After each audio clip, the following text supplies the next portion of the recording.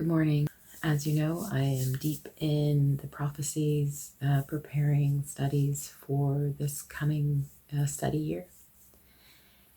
But at the same time, just like everybody else, I'm watching what's going on in the world, and I'm aware of all the challenges and the sometimes fearful things, sometimes baffling things that are happening. If you're anything like me, it's very frustrating to watch people be deceived and really give themselves over to that. And it's easy sometimes to get angry with people when you know the truth and you see that they are being lied to and they are defending the lies that they're listening to.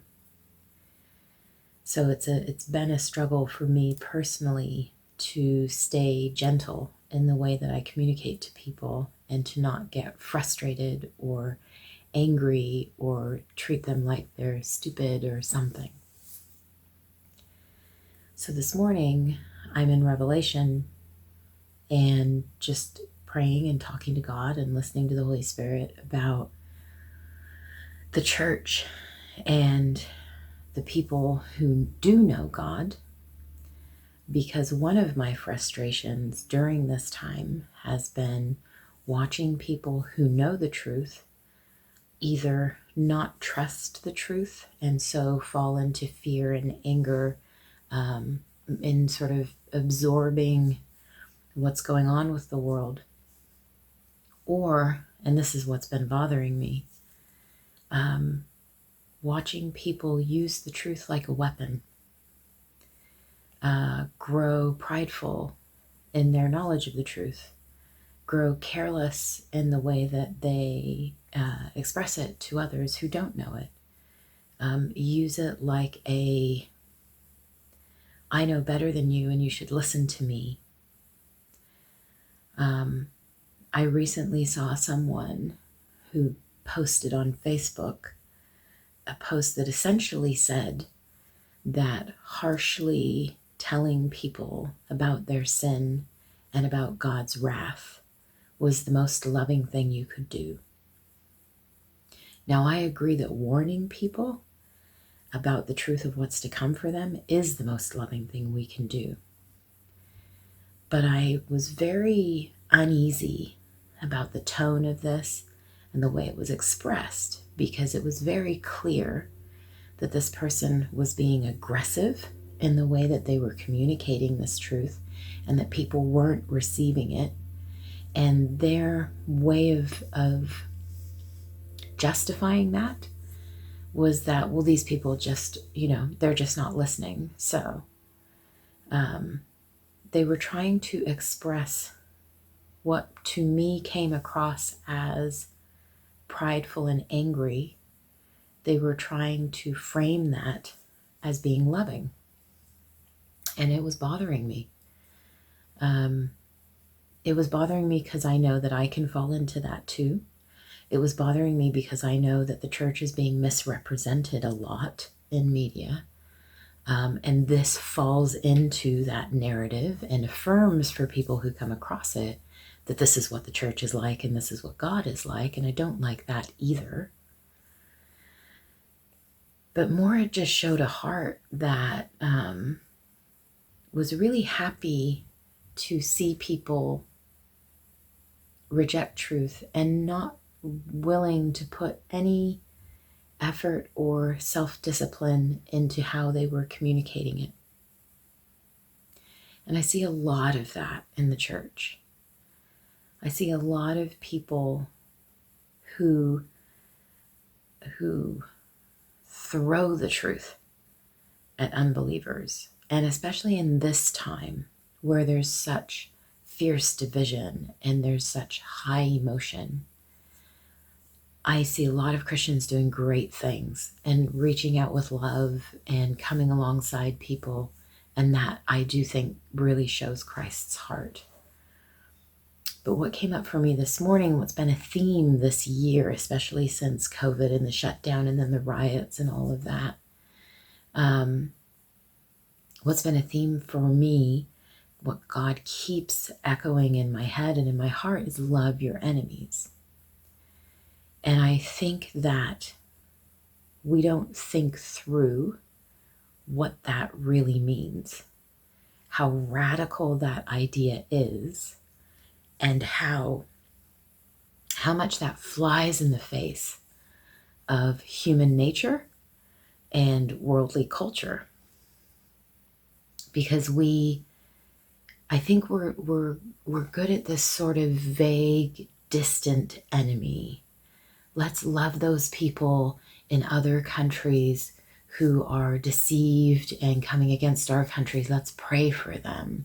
Let's care about what happens to them. Let's send missionaries to them.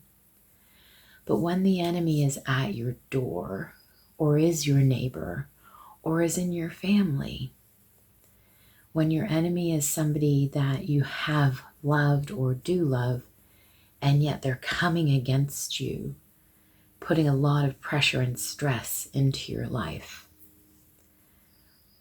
People in the church often seem reluctant to apply God's instruction, which is to love our enemies. And here's how he says we should do that. Luke 6:27 and 28. But I say to you who hear, love your enemies, do good to those who hate you, bless those who curse you, pray for those who abuse you. Matthew 5:44. But I say to you, love your enemies and pray for those who persecute you. Romans 12:14. Bless those who persecute you, bless and do not curse them. Romans 12:20. To the contrary, if your enemy is hungry, feed him. If he is thirsty, give him something to drink, for by so doing you will heap burning coals on his head. Luke 6:35. But love your enemies and do good and lend, expecting nothing in return, and your reward will be great, and you will be sons of the Most High, for he is kind to the ungrateful and the evil. 1 Peter 3:9. Do not repay evil for evil, or reviling for reviling, but on the contrary, bless. For to this you were called, that you may obtain a blessing. Notice all those references to blessing. What God was speaking to me about this morning is that the reason he's been pressing on me in this time and in these events that we're seeing in the world now, the reason he's been impressing on me how important it is to love our enemies, to sacrifice ourselves and our desires, to show love to others. Love that is not just simply lambasting them with the truth, but actually gives of ourselves and is self-sacrificial. He showed me this morning in his prophecies that one of the reasons, just one, not all of them, but one of the reasons it's so important for us to do this and to do it genuinely and wholeheartedly and over long periods of time is because there will come a day when the church, the entire world will be set against the church. This time is coming, and it's coming in the not too distant future. And what God showed me this morning is that one of the blessings he can give, and also one of the ways that we can win hearts, is that if we are willing to show true love to people, love to an enemy that looks the same as love you would give to somebody that's easy to love, love that is offering, not taking, love that is selfless, not selfish, love that is gentle and kind, not aggressive. He showed me this morning that if we live that way now, if the people in our lives who don't like us or don't like what we stand for, If they see that no matter what gets thrown at us, we are willing to love and reach out and give. When the time comes that the world is told that the Christian church is a cancer infecting the world, those people will have a different experience. They'll know, they'll have testimony in their life that knowing a Christian is not knowing a cancer. It's knowing someone who cares and comes alongside them and gets their hands dirty with them and helps them in crisis and offers grace when they're wrong. They'll be unable to deny that the message is wrong. And two things will come out of that. For some people, that will mean they won't persecute you.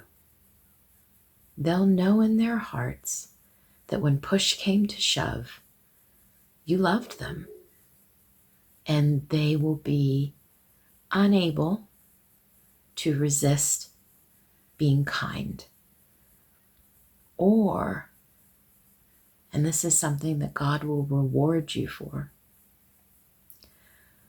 or they will understand that what you are standing for is something true, something that looks different to the world, and hopefully something that they want. But even if they don't, even if they reject it and they reject you and they reject God, when the day comes that they stand in front of their Maker and realize who He is and that they wanted Him and that they rejected Him, they will also see that you showed real love and what you said was true. You will be proven correct. Let God be the one to fight for you. Don't fight for yourself. Don't tell everybody how right you are and how wrong they are.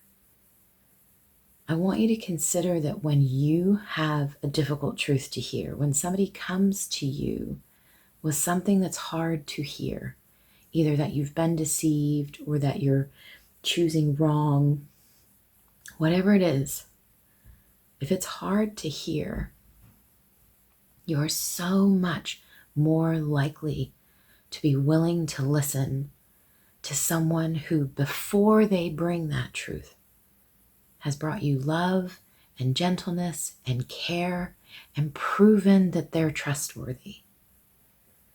That person is allowed to say things to you that other people aren't. Have you ever noticed that? We have people in our lives that treat us in a way that helps us feel safe. And those are the people that are allowed to say things to us that we won't take from somebody else. Loving your enemies is a literal testament to the heart of who God is. And it stands out in the world, but most especially now, when everybody is so angry and so divided. I would encourage you to stop seeing political issues as hills to die on. See the people in your life, the people that you run into, the neighbors, the literal neighbors that you have, the family members who look different to you or think different to you, the friends who are less certain or more swayed or more liberal or less liberal or whatever. The people who are different and whose ideas oppose yours. Love them. Love the people who are rioting. Care about them. Want to help them. Don't want to see them punished. Want to see them brought to truth. Understand that caring about them and being alongside them and offering yourself to them can make them motivated to hear truth. Understand that you can't share the gospel effectively to somebody in an angry way. And consider that all these offenses you're feeling, God has felt those from you. Remember where you came from. Don't tell yourself, well, their sin is worse because he's very clear that that's not the case. Just love. Love is patient and kind. Love does not envy or boast. It is not arrogant or rude. It does not insist on its own way. It is not irritable or resentful. It does not rejoice at wrongdoing, but rejoices with the truth. Love bears all things, believes all things, hopes all things, endures all things. Love never ends. As for prophecies, they will pass away. As for tongues, they will cease. As for knowledge, it will pass away. For we know in part, and we prophesy in part, but when the perfect comes, the partial will pass away. When I was a child, I spoke like a child, I thought like a child, I reasoned like a child. When I became a man, I gave up childish ways. For now we see in a mirror dimly, but then face to face. For now I know in part, then I shall know fully, even as I have been fully known. So now faith, hope, and love abide, these three, but the greatest of these is love.